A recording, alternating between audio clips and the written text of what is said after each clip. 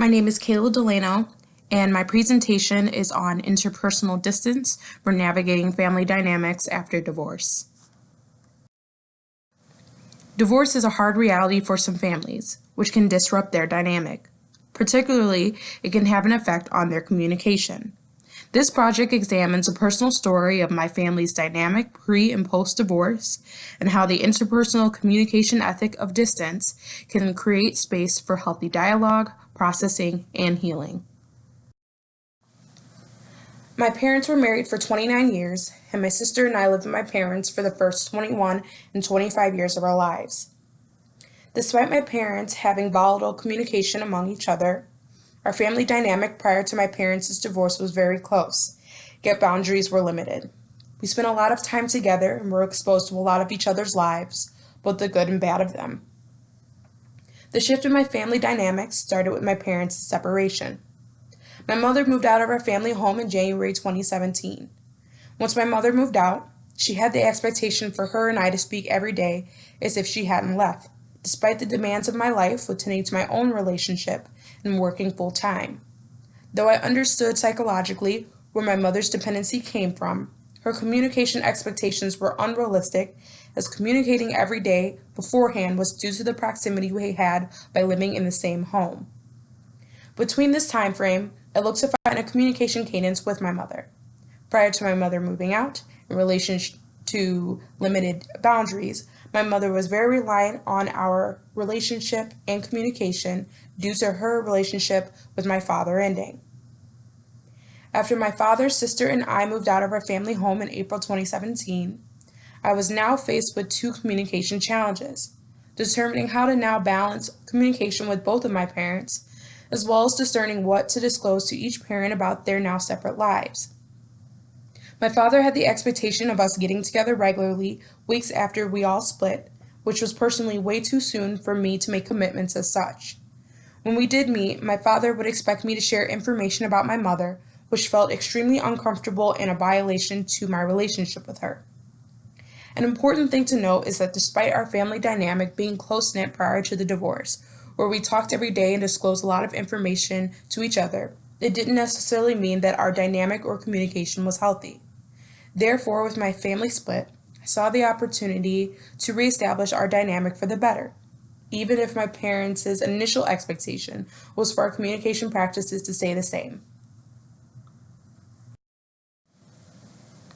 In order to mend our family dynamic, I implemented the communication ethic of interpersonal distance through limiting information I disclosed to my parents and cutting back communication with my sister temporarily in order to strengthen our relationships. Distance is important to maintain a healthy family dynamic, particularly to foster healthy relationships, which is supported by this quote from the Communication Ethics Literacy Dialogue and Difference text. Generally, we conceptualize distance as nothing more than empty space. More accurately, it is the ontological home of the communicative relationship between persons. Distance is the ontological home of a particular relationship that is nurtured and permitted to change naturally.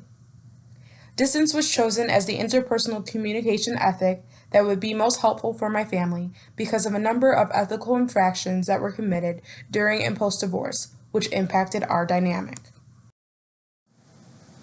I mentioned my mother's dependence on my everyday communication with her after she left our home. She was not able to recognize that there was an element of our relationship that had changed. She expected communication during a time where it felt inappropriate to me, due to me being upset with her because she had asked my father for the divorce.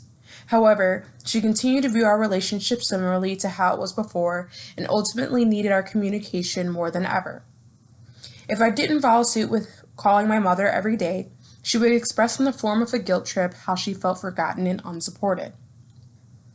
The ethical infraction in this scenario comes from the demand, her expectation of me upholding our previous cadence of communication without considering the change in our family structure and my comfort level of communicating in the aftermath of the divorce. The text expands on demand in relation to timing, which aligns with my mother's infraction. We often unknowingly make an unethical communicative move in demanding a particular form of communication in a setting that does not naturally, appropriately, or pragmatically call forth such a form of communication. In the case of my mother and any family member committing similar communication violations, in addition to distance in order to not commit ethical infractions of demand, I would invite them to visit the dialogic coordinate of listening without demand.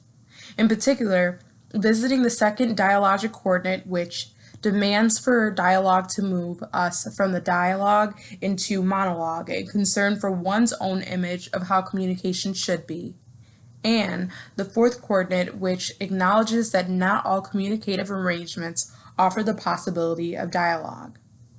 By these, they can begin to understand the boundaries and distance needed to let communication rebuild naturally post-divorce versus demanding communication. In the case of my father, in efforts to keep the peace, I did follow suit with his expectation of us getting together on a regular basis, but his communication style during these gatherings violated distance. Additionally, my father committed the communication infraction that is highlighted in the text as overrunning reality by attempting to be closer than time, interaction, or interest have yet made possible, as he often mentioned how the divorce was behind him and how he was a new person, which made him believe that by these things we could have a better relationship. By this, my father overran reality, as he had the expectation of closeness and interactions in a time that felt inappropriate for me. His communication felt more like not taking accountability for his part in our family splitting, which ultimately left limited space for me to feel ready to communicate or heal in the aftermath of the divorce. For my father and any family members committing similar communication violations, in addition to distance in order to not overrun reality, I would recommend interpersonal responsibility to allow for the reprioritization of communication goals and the ability to be cognizant of others' communication needs post-divorce. Though my father's priority was being in a good state of mind and in good standings with me, the responsible approach is to allow there to be space to heal and mend our relationship naturally. According to the text, interpersonal good in relation to interpersonal responsibility is defined as attending to the responsibility appropriate for a given relationship. Additionally, the text adds that it privileges responsibility for a relationship of that one seeks to nourish over the other's feeling good or own feeling good. The concept of interpersonal responsibility is necessary in order for family members that overrun reality to understand how to maintain a realistic and healthy relationship with other family members moving forward. Lastly is my relationship and communication with my sister. Though she was only a bystander in our parents' divorce like I was, there was still the need for me to reassess my family's dynamic as a whole, including my communication with her, especially during the divorce. My need for distance from my sister was in order to have absence make the heart grow fonder, so that I wouldn't lose sight of the importance of her due to too much proximity. These quotes are stated in the text on page 124.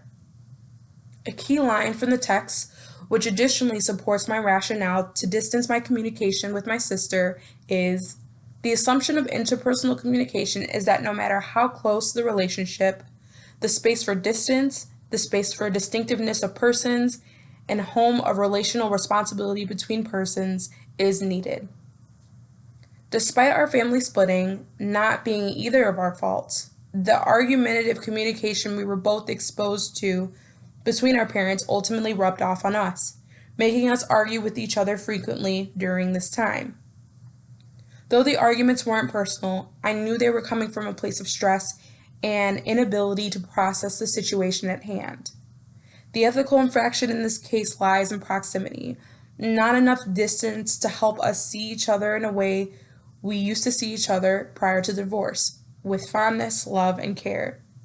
I cut down our communication gradually in the first few months after the divorce in order to let our emotions die down so we could rebuild a healthier dynamic.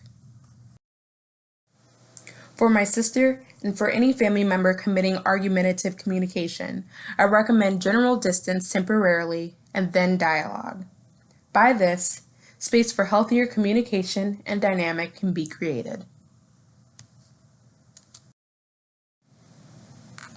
If distance is implemented, along with dialogue after distance, the mending of family dynamics can occur. The distance will allow for a true assessment and clarity about the state of the family dynamic, and the dialogue will allow for a better understanding, learning, and connection to each individual's needs for communication moving forward. If distance and dialogue is not implemented, the continuance of violations of boundaries in communication can occur. These type of violations could potentially result in outcomes like estrangement. For example, in a study conducted in Giving Voice to the Silence of Family Estrangement, comparing reasons of estranged parents and adult children in a non-matched sample, children of estranged parents uncovered communication reasons for this outcome. The study identified the following categories behind estrangement: intra-family and interpersonal communication issues. According to the study, intra-family issues suggested that estrangement resulted from negative behavior occurring between estranged family members, and interpersonal reasons suggested that estrangement resulted from a personality characteristic of oneself or a family member. If families do not address negative behaviors or personal characteristics that are disruptive to the family dynamic, scenarios like estrangement can occur. Thank you.